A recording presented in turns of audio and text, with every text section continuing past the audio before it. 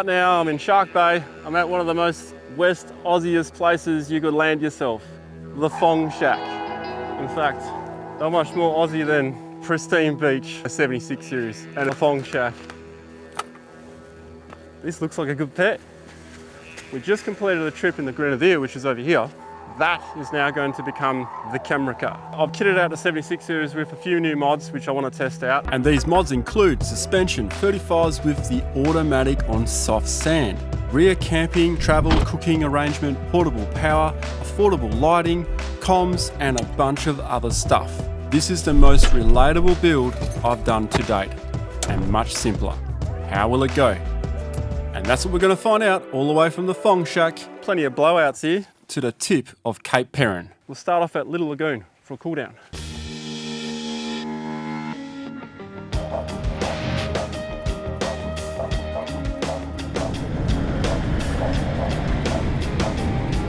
I'm on the track to Little Lagoon. Now, a lot of people know about this place, but there's something that most people don't know.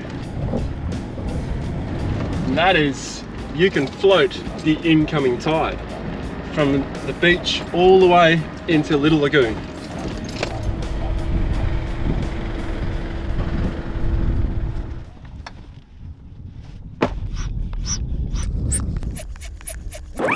Surf's up. With the paddleboard pumped up and loaded, I'm getting dropped off in style with the Grenadier. From the sandbar to the inlet is just a 3-minute drive, providing you don't get bogged. Well, that tide's coming in quite rapidly. You can see it moving pretty fast, so it's going to be cool. It's going to be a very quick ride back. Perfect timing. No wind, beautiful warm day. Couldn't have picked a better time. Here we go.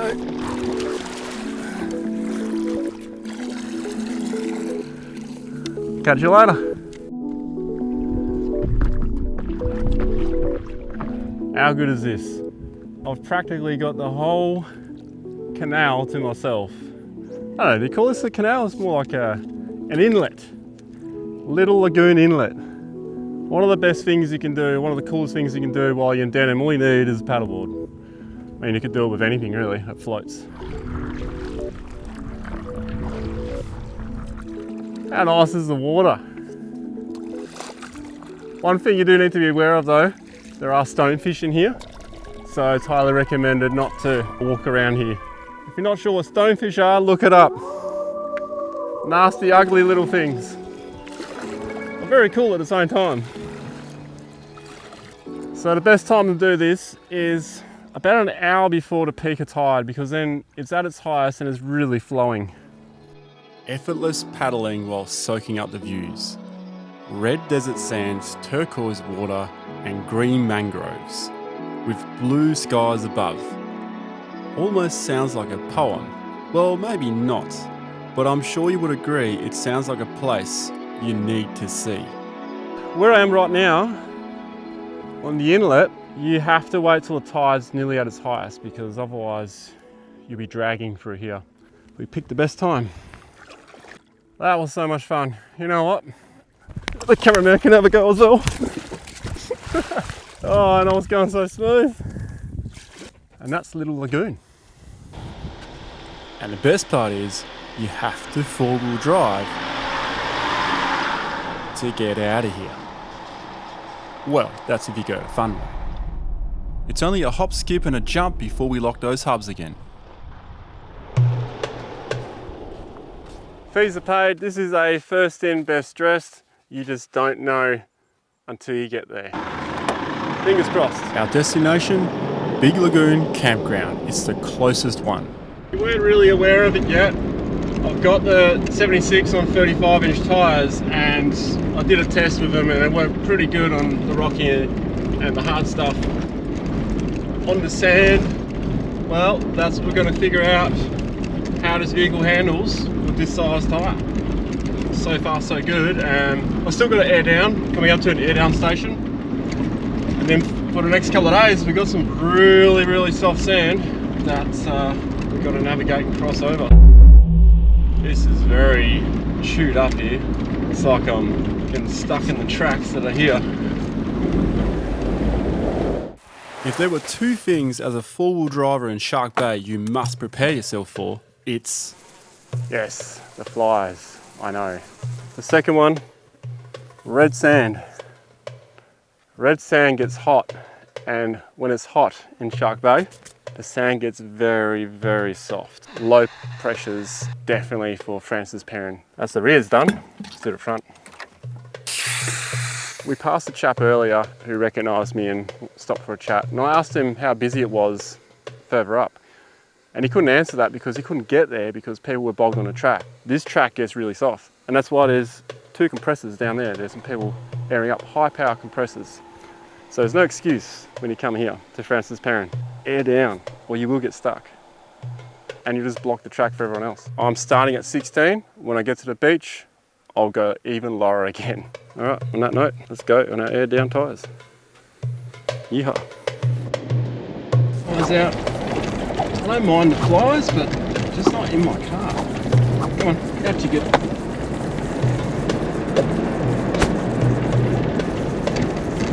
If you don't like flies though, you will struggle.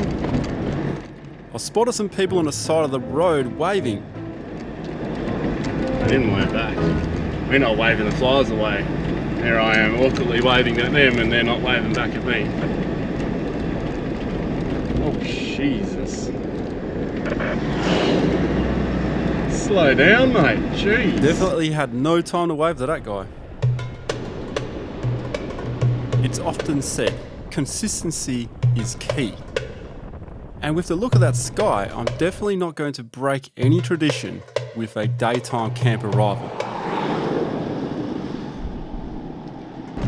We're at the mercy of if there's a free space or not, because we have arrived late. Too much fun at Little Lagoon. Might have cost us a big lagoon.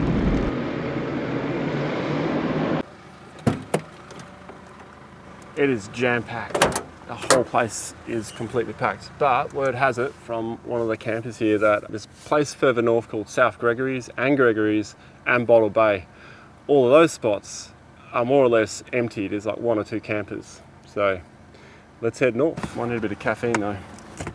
It's only about 30 kilometers, but it's going to take us at least an hour. It's a very rough track. For me, this is ideal. I head to the bush to get away from the crowds. And along the way I can show you my much more affordable lights. What are they like on the road? Are they enough? Just to show you what the lights are like, settings on the camera are very important to understand because anyone can take footage of a light and show you that, oh, it's really bright because I just turned the settings up. So we match the settings to what we can see with our own eyes. Those are the settings right there. I took a photo of it, or a video actually. Spotlight's off. That's just high beams. Doesn't make much difference, just raises the level of light. That's with the spotties on.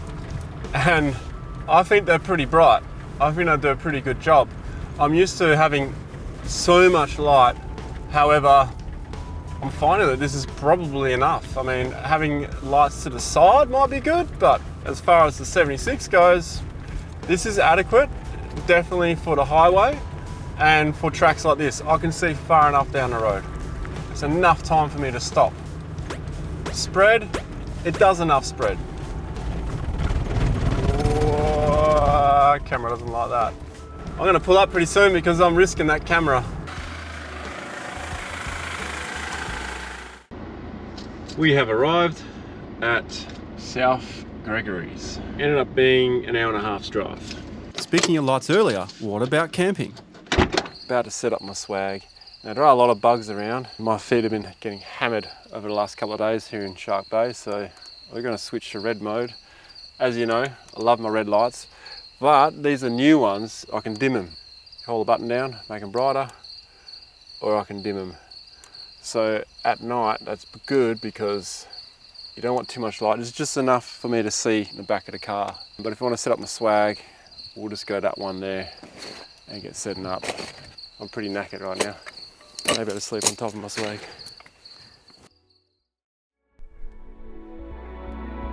It's time to see how good or bad I've set up my 76 for camping. Feel free to offer any ideas below as I go through what's ended up a very basic setup and hopefully relatable to other people.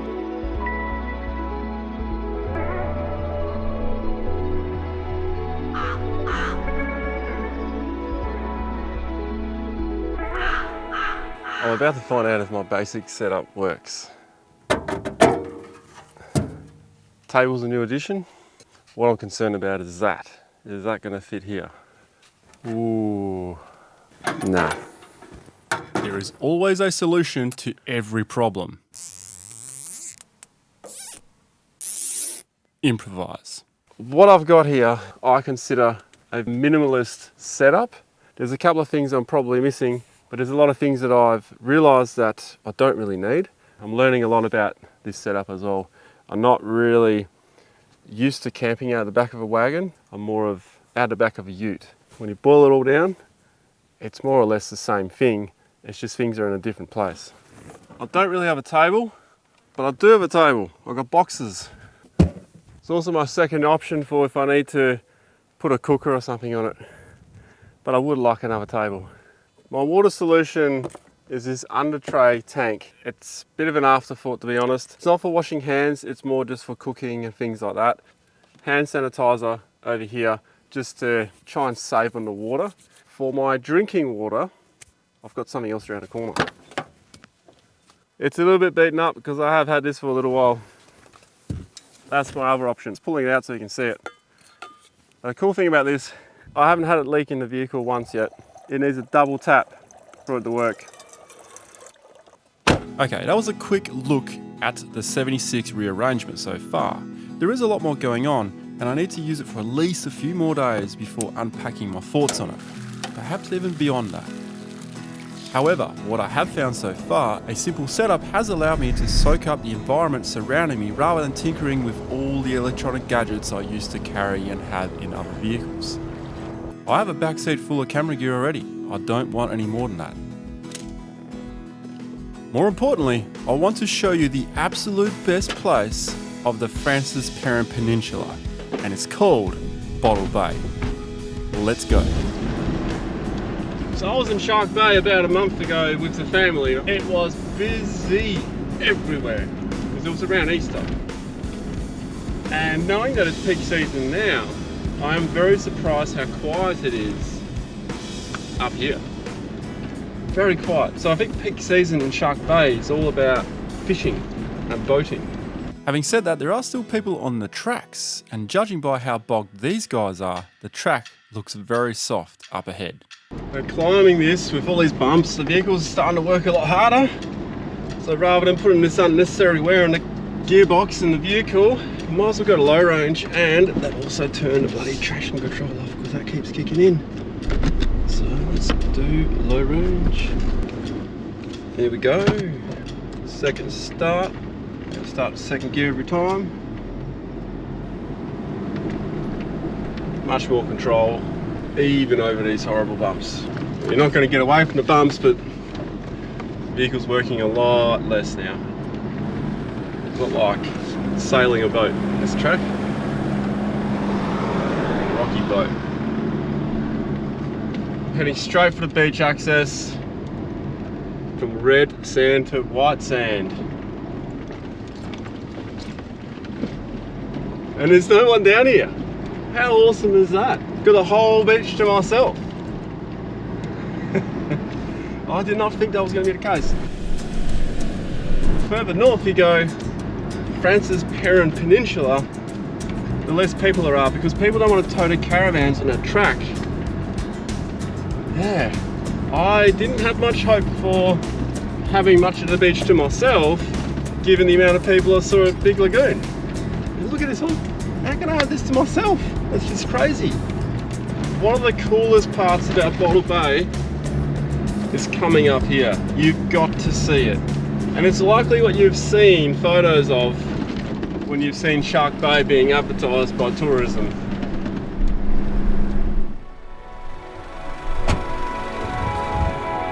How good is that? Doesn't matter how many times you see this, it's just awe-inspiring. Where red meets the white. How good is it?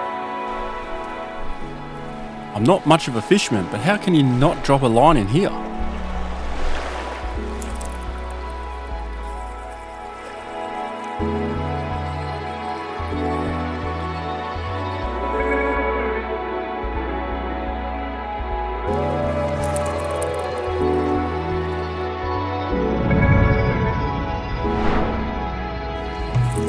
Despite after many casts, I haven't had one single bite.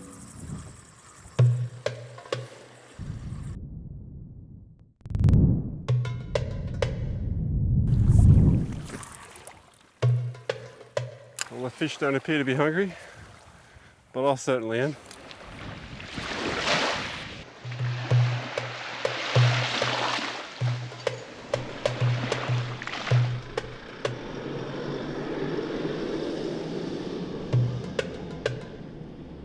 Although these tracks can be very uncomfortable, there is a simple tip to make it much smoother, and it's got nothing to do with tyre pressures either.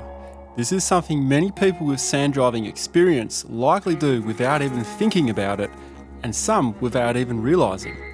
Find you're in these whoop-de-doos here, you can then steer into the sand and that'll help slow the vehicle down. Rather than using your brakes, if you use your brakes, you're then compressing the front down and then you're going to increase the bounce. Let me explain in more clarity. Up along this track you can see there's holes and there's corrugations. They're a little bit different. So corrugations are a little bit closer together and they're kind of more consistent.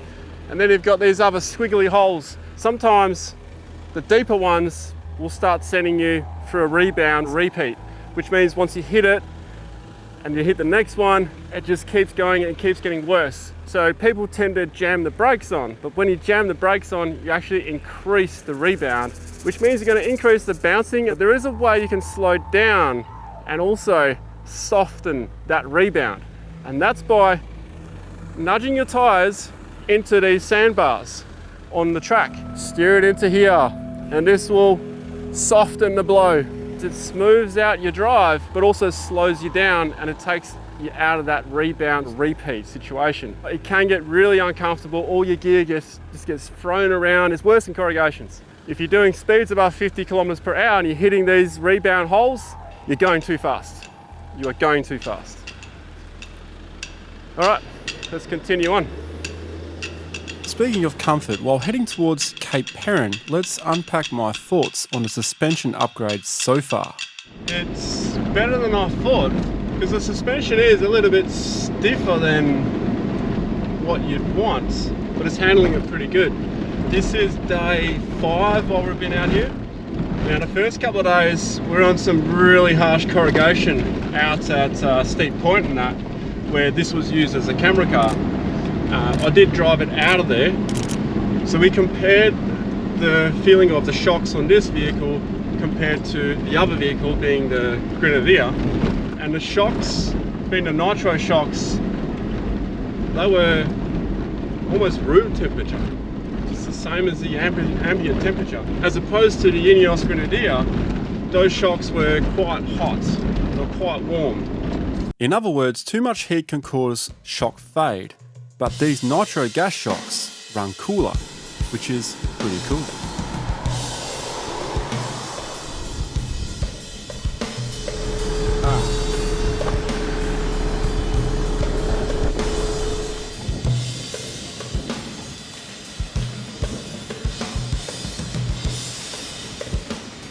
We're at Cape Perrin on the vantage point to have a look at a couple of things.